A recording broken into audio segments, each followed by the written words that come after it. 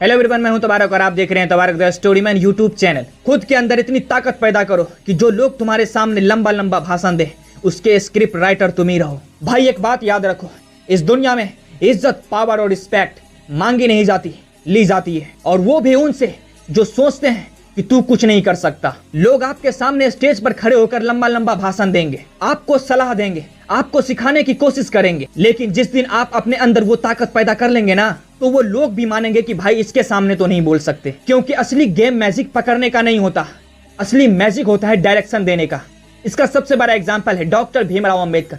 आज जो ये बड़े बड़े वकील काला काला कोट पहनकर अदालत में इतना लंबा लंबा भाषण देते हैं, इतना ज्ञान देते हैं, इनके स्क्रिप्ट राइटर कौन है? डॉक्टर भीमराव अंबेडकर। तुम्हारी पर्सनैलिटी, तुम्हारी पोटेंशियल दूसरों के शब्दों से नहीं बल्कि अपनी पावर से बनाओ। भाई ये दुनिया बोलने वालों की नहीं, करने वालों की है। लोग दिन रात बात करेंगे, प्लान बनाएंगे, लेकिन ग्राउंड पर उतरते ही जीरो हो जाते हैं। तो आप वो मत बनो जो लोग बोलते हैं, आप वो बनो जो आप करते हैं। फिल्म में एक डायलॉग है ना कि जो मैं बोलता हूँ वो मैं करता हूँ, और जो मैं नहीं बोलता हूँ वो मैं इमीडिएटली करता हूँ। आपका लक्ष्य क्या है ये किसी को पता नहीं होना चाहिए। लोग आपके बारे में सोचे कि भाई ये बंदा कुछ नहीं कर सकता, ये तो कर ही नहीं सकता, उसके दिमाग में यही होना चाहिए। लेकिन आपकी ताकत, आपका टैलेंट उसको उस वक्त शॉकिंग लगना चाहिए जब वो ग्राउंड पर आपके सामने उतरे। क्योंकि दुनिया के पास टाइम नहीं है आपका रीजन सुनने का कि आप क्यों फेल हो गए, लेकिन दुनिया आपके रिजल्ट की फैन जरूर बन जाएगी। जब आप चुपचाप काम करते हैं और दुनिया को आपका रिजल्ट दिखता है, तब आप किसी मोटिवेशनल स्पीकर के फॉलोवर नहीं होते, आप खुद लोगों के लिए एक मोटिवेशन बन जाते हैं। बोलने वालों से मत डरो, सोचने वालों से डरो, क्योंकि जो बोलता है वो ज्यादा करता नहीं है। हमारे गांव में एक कहावत फेमस है कि जो मेघ गरजता है वो बरसता नहीं है, और जो नहीं गरजता है वही मेघ बरसता है। तो जो लोग आपके सामने बोलते हैं, लंबा लंबा भाषण देते हैं, उसके बारे में सोचकर अपने आप को डिमोटिवेट मत करो कि ये मेरे से ज्यादा बड़ा है। आप काम ऐसा करो कि आप सामने वाले को कंफ्यूज कर दो कि भाई ये कैसे कर सकता है। वो आपके बारे में सोचता रहे कि ये कैसे कर सकता है, इसने कैसे कर लिया। आपको हर जगह ऐसे लोग मिलेंगे जो आपके नॉलेज पर बकवास करते हैं, हर वक्त आपके डिसीजन पर डाउट करेंगे, आपके हर सपने पर वो हंसेंगे। लेकिन आप एक बात याद रखो, जो दूसरों को समझाता है वही हमेशा ऊपर नहीं होता। कई बार जो चुप रहता है वही मास्टरमाइंड होता है। आप वो इंसान बनो जो बोलने वालों को सुनकर मुस्कुराए, ताकि सामने वाले को यह पता चले कि जो मैं बोल रहा हूँ वो इन्हीं का स्क्रिप्ट है। आपकी साइलेंस आपका पावर है, उसे यूज करो। लोग सोचते हैं कि साइलेंस एक कमजोरी है, लेकिन सच ये है कि साइलेंस दुनिया का सबसे बड़ा डेंजरस हथियार है। जो गुस्से में रिएक्ट करता है वो दूसरों के हाथ का खिलौना बन जाता है, लेकिन जो एब्जॉर्ब करता है वो दूसरों की चालों का मास्टर बन जाता है। आप हार्ड वर्क को हैबिट बना लो, न कि ऑप्शन। लोग ये समझते हैं कि मैं ये काम कर रहा हूँ, ये नहीं होगा तो मुझे तो मेहनत करना ही पड़ेगा।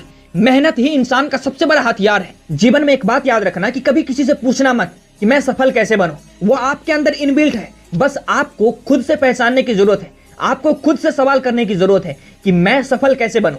क्योंकि कोई भी इंसान किसी को सफल होने का मंत्र नहीं बता सकता, वो उसे मोटिवेट नहीं कर सकता। जैसे मुझे प्यास लगा है, तो अगर मैं पानी नहीं पीऊंगा तो मैं मर जाऊंगा, तो मुझे अपना प्यास बुझाने के लिए, जिंदा रहने के लिए मुझे पानी खुद ही पीना पड़ेगा, न कि कोई मुझे दूसरा मोटिवेट करेगा कि भाई तुझे प्यास लगा है, तू पानी पी सकता है, कम ऑन तू पानी पी सकता है।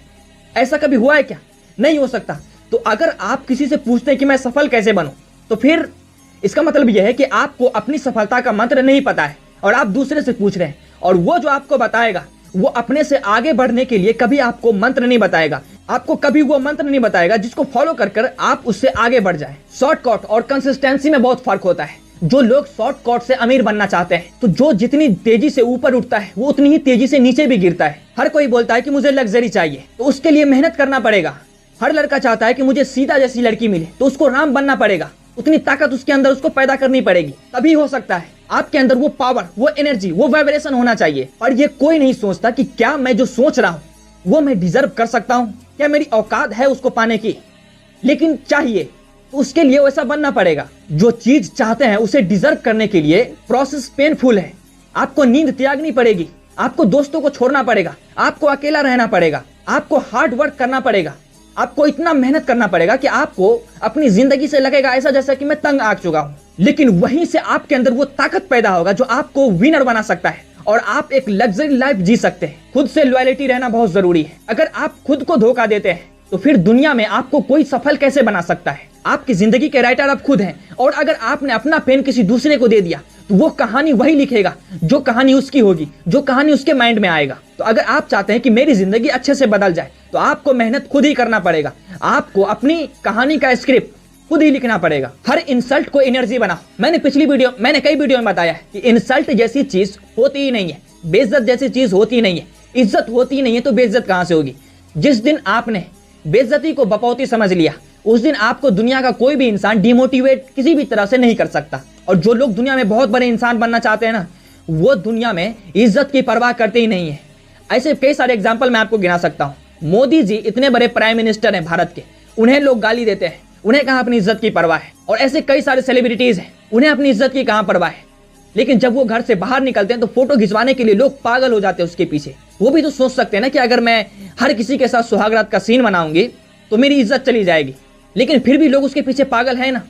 तो आपको इंसल्ट और बेइज्जती का डर ही नहीं रखना है, क्योंकि ये चीज होती ही नहीं है। ये सिर्फ लोगों को अपना काम निकलवाने के लिए, लोगों को अपना काम करवाने के लिए उसे यूज किया जाता है।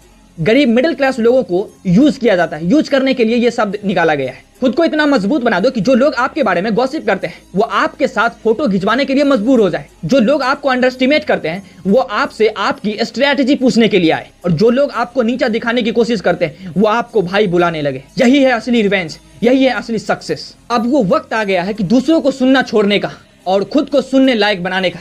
मैं कभी क्रिकेट नहीं देखता। क्यों क्रिकेट देखूं? मुझे क्रिकेट में इंटरेस्ट क्यों नहीं है मैं आपको बताता हूं। क्योंकि मैं क्रिकेट में क्या देखूंगा, वो सामने वाला खेल रहा है और मैं देखकर उसको ताली बजाऊं, ये मैं नहीं कर सकता। मैं अपने आप को अपने फील्ड का इतना बड़ा बादशाह बना दूं कि लोग मुझे देखें, दुनिया मुझे देखे। तो आप भी अपने आप को, अपना माइंड सेट इस तरह से रखो कि आप दूसरों को देखकर ताली नहीं बजाओ, बल्कि आपके काम पर दूसरे लोग खड़े होकर आपको देखकर ताली बजा रहे हो। और लास्ट में मैं अपने सारे दोस्तों को यही कहना चाहूंगा कि खुद के अंदर इतनी ताकत पैदा करो कि जो आपके सामने लंबा लंबा भाषण दे रहे हो उसके स्क्रिप्ट राइटर आप खुद हो। तो उम्मीद है कि ये बात आपको समझ में आएगी। तब तक के लिए इतना ही, फिर मिलते हैं अगली वीडियो में।